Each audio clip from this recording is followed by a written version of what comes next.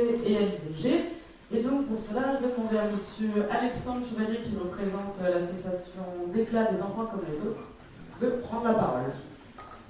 Bonsoir, le professionnel qui m'a fait côtoyer aussi largement les services de la région, notamment au niveau de la santé. Mais là, je ne suis pas avec cette casquette ici ce soir. Du coup, moi, je vais développer la question de l'aménagement du territoire, mais qui va poser la question surtout de l'accès aux soins, l'accès à la santé. Là aussi, on sait qu'on est dans des budgets contraints, qui sont en train de baisser, qui effectivement amenuisent l'offre de santé, notamment sur les territoires ruraux. La région s'est aussi impliquée assez fortement sur ces questions de santé. Alors, pour le coup, ce n'était pas une compétence de la région, mais c'est vrai que votre majorité, trois, vous êtes encore ensemble, c'était effectivement une volonté politique, pour le coup, de maintenir encore ces questions de santé. D'ailleurs, une des premières questions, c'est est-ce que ces compétences santé vont être maintenues sur vos prochaines mandatures? Est-ce qu'en tout cas c'est une volonté de votre part ou pas? Ou alors déclinées d'une autre manière? Donc ça, c'était ma première question. La deuxième question, c'était plus sur effectivement cet impact des budgets contraints qui vont, on le voit, amènent parfois à la fermeture d'hôpitaux, notamment dans les milieux ruraux, semi-ruraux, parfois la fermeture de cliniques ou autres, enfin, en tout cas de centres de santé. Comment, à un moment donné, la région peut aussi être cet interlocuteur et lancer un peu un système d'alarme auprès notamment de l'ARS, l'Agence régionale de santé, parce que c'est quand même elle qui a ces compétences-là.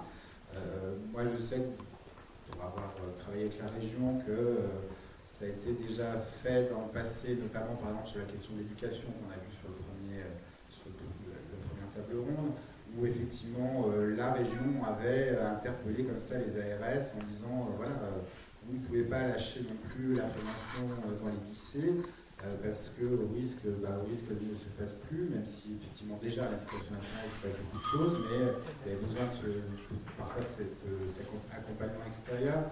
Donc comment la région peut encore jouer ce rôle effectivement d'interlocuteur ou d'alerte en tout cas par rapport à l'Agence régionale de santé. Et puis il y avait une question effectivement qui nous préoccupait beaucoup, c'était cette question d'accès à l'IVG. Là encore, on voit qu'il y a quelques centres qui menacent d'être fermés. Aujourd'hui, il y a des alternatives, elles existent. Comment justement la région à un moment donné peut les soutenir? Comment la région peut aussi les soutenir, mais bien sûr il y a le soutien financier, mais il y a aussi le soutien politique, parce que je crois qu'il y a besoin d'un rappel, d'une parole politique assez forte sur cette question de l'accès à l'IVG. On voit que c'est remis en cause, il va même dans le débat régional de la part de certains élus, enfin la part c'est national, avec les deux, mais on sent que Laurent Wauquiez n'est peut-être pas très loin non plus de ces positions-là. Donc voilà, comment vous, à votre niveau, vous pouvez aussi rappeler cet accès au droit et puis éventuellement le soutenir. Et enfin, on soutient aussi effectivement le développement d'un centre de santé sexuelle qui est en train de se développer aujourd'hui sur Lyon. Mais en même temps, c'est une expérience. Ce centre de santé sexuelle, il pourrait évidemment se développer sur les autres territoires. On pourrait imaginer qu'il y en ait un par département, qui puisse être aussi un centre référence, en tout cas sur ces questions de santé sexuelle. C'est vrai que l'ARS, pour l'instant, n'est pas très motivée, parce que tout ce qui est nouveau, c'est plus compliqué pour eux de s'imaginer, mais on pourrait imaginer que la région, effectivement, puisse aussi soutenir le développement de ces centres-là. Il faut rappeler d'ailleurs que ces centres sont effectivement formés pour accueillir toutes les populations, et notamment je pense aux populations LGBTI, qui ont parfois en matière de santé sexuelle des attentes particulières ou des problématiques particulières. Et c'est vrai que ces centres de santé sexuelle sont toujours pensés avec le soignant, mais aussi avec l'associatif, et qu'à un moment donné, la région peut être aussi ce bon interlocuteur, c'est-à-dire qu'il y a effectivement d'un côté l'ARS avec ses exigences, mais aussi la région qui peut soutenir telle ou telle association à un moment donné dans son projet. Enfin, voilà, J'espère avoir été clair. Et puis, oui, ça va. Merci. Merci. Merci. Monsieur Barre, commencez. Voilà, pareil, la difficulté, c'est effectivement la borne des compétences. Moi, la première chose que j'ai envie de dire, c'est que d'abord, vous avez parlé de l'ARS. Il faut que toutes les collectivités et que les citoyens dénoncent l'existence de l'ARS telle que c'est aujourd'hui. C'est-à-dire qu'aujourd'hui, c'est une préfecture de santé qui ne rend compte à personne. Et donc, toute la politique de santé passe par cette structure-là qui n'est soumise finalement qu'à des pressions morales des institutions, en dehors des orientations nationales qui lui sont données. Et ça, pour nous, c'est le premier scandale parce que bon, les collectivités, avec la loi NOTRe et d'autres éléments, notamment sur notre région avec la métropole, etc., se chamaillent des fois pour les compétences. Là, on n'est pas embêté pour se chamailler parce que personne n'en a. Donc comme ça règle le sujet. Sur la question de l'accès à la santé, il y a quand même des expériences qui ont été menées.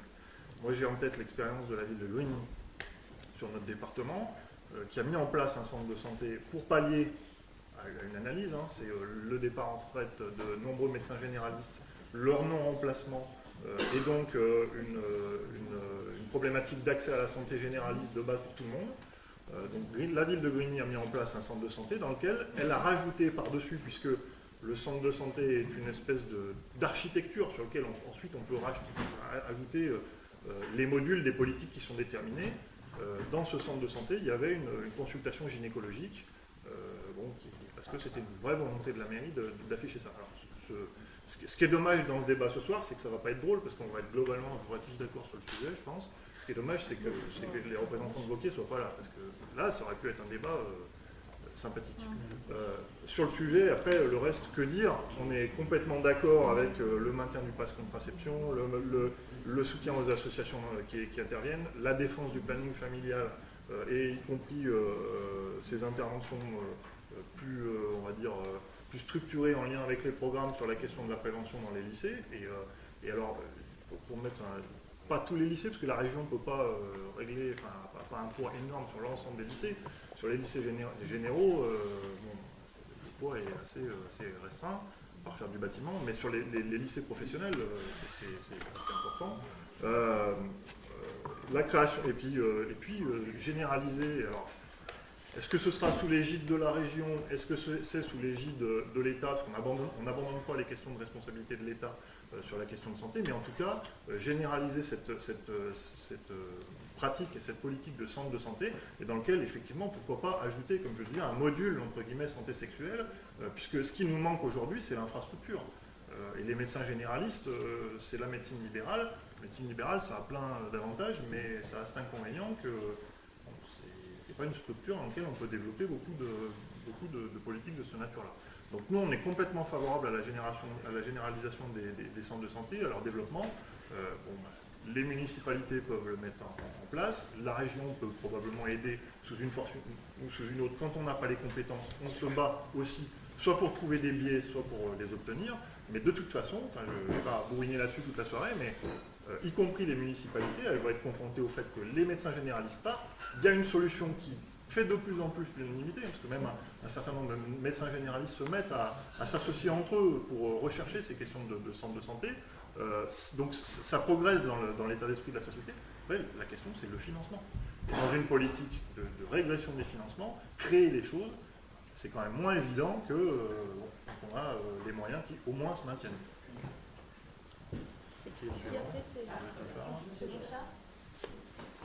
Oui, il y a beaucoup de questions dans votre demande. Alors effectivement, moi il me semble que, pour répondre en tout cas à une partie des questions, la région gardant la compétence d'aménagement du territoire a un rôle à jouer important, non pas dans le maintien d'un accès à la santé, mais dans le fait de retrouver un accès à la santé, comme d'ailleurs à bien d'autres biens communs et services publics dans l'ensemble des territoires. Et au-delà même des territoires, je pense que la question de l'accès à la santé se pose aussi différemment. Et j'ai envie de penser aussi l'accès à la santé par population. Mais je vais développer.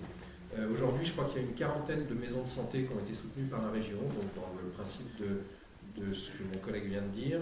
Je crois avoir vu passer un courrier d'un centre privé mais mutualiste de la MGEN qui nous interrogeait sur les centres de santé disant de mémoire, mais là je le mets entre parenthèses, qu'il y avait 240 centres de santé privés, essentiellement mutualistes, sur le territoire. C'est un enjeu important et je crois que la région doit investir là-dessus pour remettre de l'accès à la santé dans les territoires. Et dans le cadre de ce que vous disiez, au-delà du centre d'éducation sexuelle de Lyon, il me semble qu'il est intéressant à travailler sur un plan de mise en place de permanence de santé sexuelle dans l'ensemble des territoires, donc dans l'ensemble des centres et des maisons de santé, avec, c'est assez simple à penser, une collaboration entre professionnels de santé et associations pour faire cet accueil-là. Ça me semble vraiment là être un point intéressant sur lequel, dans le cadre de l'aménagement du territoire, la région peut intervenir.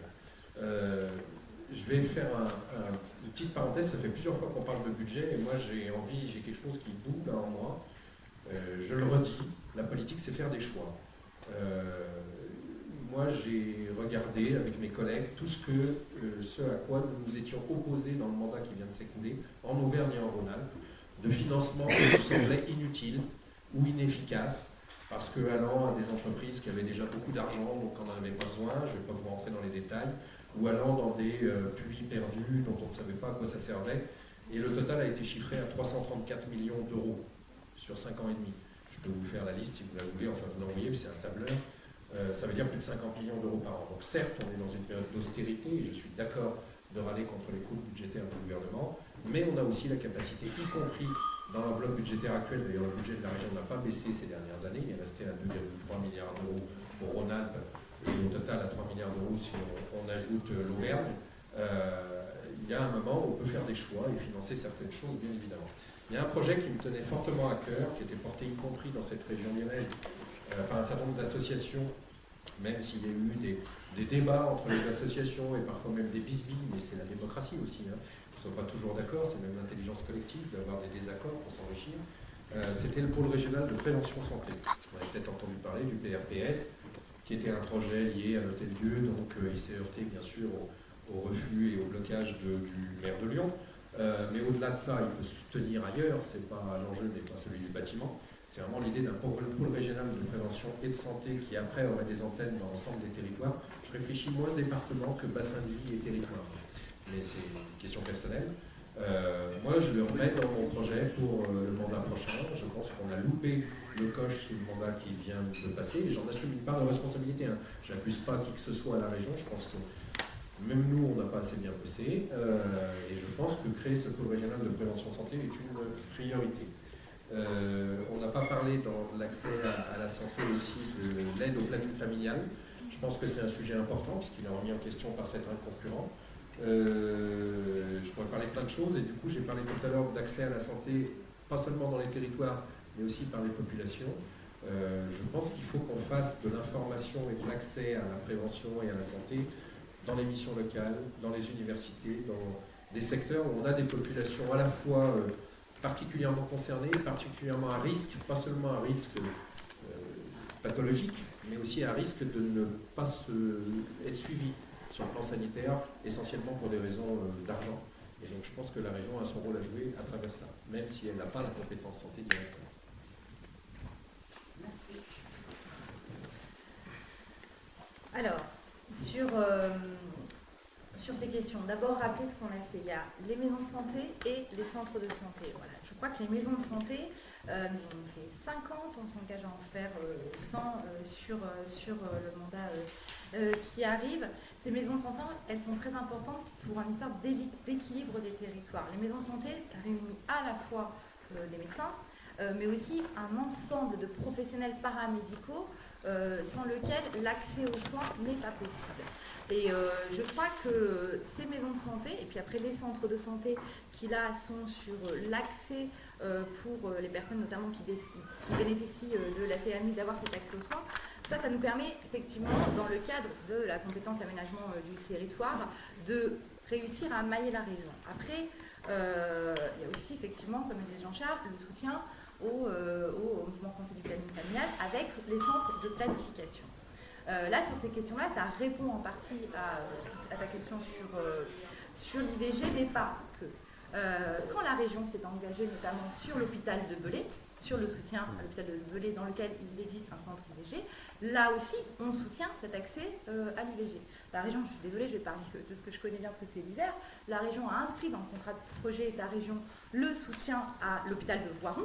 Là aussi, on est sur un soutien pour un accès à l'IVG dans tous les territoires. Donc je crois qu'il y a les deux aspects. Il y a à la fois effectivement pour l'accès à la santé, les maisons de santé et les centres de santé. Il y a quand la région peut aussi être, alors que là effectivement sur les hôpitaux on est pas du tout sur les compétences de la région, effectivement, mais ce sont des vrais choix politiques. Là où je comprendrai mes deux, je ne sais pas comment vous appelez, camarades, enfin, pour l'instant vous êtes concurrents, mais peu importe. Mais c'est un bilan qu'on a partagé ensemble quand même sur ces questions-là. Et on y a travaillé voilà, dans quelque chose qui était vraiment du consensus, pas sur tout, mais en tout cas sur la majeure partie. Et je crois que ce maillage du territoire par les régions est important. Sur là, c'est une question qui est très importante aussi, santé des jeunes, des étudiants. On sait aujourd'hui, il y a un non-recours aux soins pour les étudiants. On a une expérience, je suis désolée, là aussi je vais encore parler de Grenoble, de centres de santé universitaires. Ouais. Et ça, c'est quelque chose qui fonctionne très bien.